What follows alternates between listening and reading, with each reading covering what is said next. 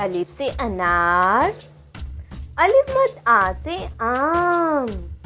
बे से बिल्ली, ते से पतंग, ते से तितली, टे से टमाटर, से समर, जीम से जूता,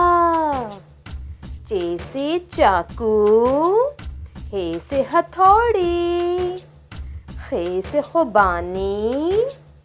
दाल से दरख्त, डाल से डब्बा,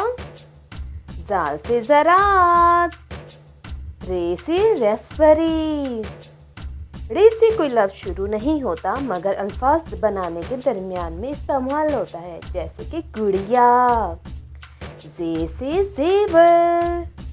ये से यालाबारी, सीन से सलाद, शीन से शलजम, स्वाद से साबुन, ज़ाद से ज़रब, तोई से तोता,